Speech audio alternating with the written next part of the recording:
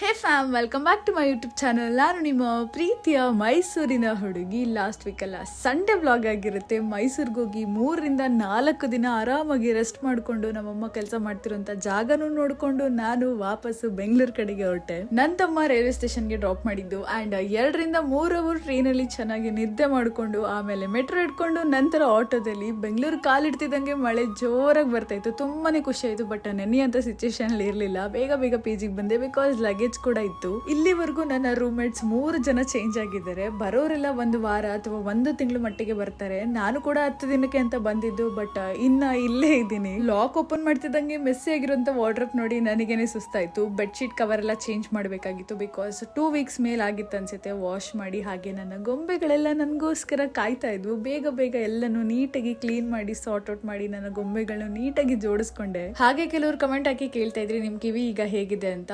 Actually ಜಾಸ್ತಿ ಅಂದರೆ ತುಂಬಾನೇ ನೋವಾಗಿತ್ತು, ಇನ್ಫೆಕ್ಷನ್ ಆಗಿತ್ತು. ಡಾಕ್ಟರ್ ತೋರಿಸಿದಾಗ ಮೆಡಿಸಿನ್, ಇಂಜೆಕ್ಷನ್, ಆಯಿಂಟ್ಮೆಂಟ್ ಎಲ್ಲಾನು ಕೊಟ್ಟರು. ಇವಾಗ ತುಂಬಾನೇ ಇಂಪ್ರೂವ್ ಆಗಿದೆ. ಮನೆಗೆ ಹೋಗ್ತಿರೋ ಖುಷಿಲಿ ಬಟ್ಟೆಗಳನ್ನೆಲ್ಲ ಹಾಗೆ ಇಟ್ಬಿಟ್ಟೋಗಿದ್ದೆ. ಅದೆಲ್ಲ ವಾಶ್ ಮಾಡಬೇಕಾಗಿತ್ತು. ಅದನ್ನ ವಾಶ್ ಮಾಡೋದಕ್ಕೆ ಹಾಕಿ ಹಾಗೆ ರೂಮ್ ಕೂಡ ಕ್ಲೀನ್ ಮಾಡಿಕೊಂಡು ಏನಾದರೂ ಕುಡಿಬೇಕನ್ಸಿದಾಗ ಹಾಲಿರಲಿಲ್ಲ, ಲೆಮನ್ ಟೀ ಮಾಡ್ಕೊಳ್ಳೋಣ ಅನ್ಕೊಂಡೆ. ಬಟ್ ನನಗೆ ಲೆಮನ್ ಟೀ ಟೇಸ್ಟ್ ಇಷ್ಟ ಆಗಲಿಲ್ಲ. ಇದನ್ನು ಫಸ್ಟ್ ಟೈಮ್ ಟ್ರೈ ಮಾಡ್ತಿರೋದಲ್ಲ. ಪ್ರತಿ ಸರಿ ಟ್ರೈ ಮಾಡಿದಾಗಲೂ ಇಷ್ಟ ಆಗ್ಬೋದೇನೋ ಅನ್ನೋ ಹೋಪಲ್ಲಿ ಟ್ರೈ ಮಾಡ್ತೀನಿ. ಬಟ್ ಪ್ರತಿ ಸರಿ ಇಷ್ಟ ಆಗಲ್ಲ. ಬ್ಯಾಂಗ್ಳೂರಿಗೆ ಬಂದು ಇನ್ನ 6 ಅವರ್ ಕೂಡ ಆಗಿಲ್ಲ, ಆಗ್ಲೇ ಎಲ್ಲರೂ ಮಿಸ್ ಮಾಡ್ಕೊತಾ ಇದ್ದೆ. ನಮ್ಮಲ್ಲಿ ಅಷ್ಟು ಸದ್ದು ಗದ್ದಲ. ಇಲ್ಲಿ ಬಂದ್ರೆ ಸೈಲೆಂಟ್, ಒಬ್ಳೇ ಇರಬೇಕು. ಆ್ಯಂಡ್ ನಮ್ಮಮ್ಮ ತಿನ್ಸೋದು ಎಲ್ಲನೂ. ಇವತ್ತಿಗೆ ಇಷ್ಟೇ, ಮತ್ತೆ ಮುಂದೆ ಹೇಳ್ಸಿಗೋಣ. ಅಲ್ಲಿ ತನಕ ನೀವು ನನ್ನ ಜೊತೆ ಇರಿ, ಹಾಗೆ ಓದ್ತೇರಿ. ಟಾಟಾ ಬಾಯ್.